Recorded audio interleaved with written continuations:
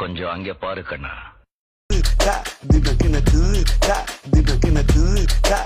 பேசுறேன். காட்டன் ஸ்பைடர்ல இருந்து எனக்கு 2 அழகான சாரீஸ் அமைச்சிருக்காங்க. காட்டன் ரெண்டு சாரியுமே பாத்தீங்கன்னா சூப்பர்வா இருக்கு.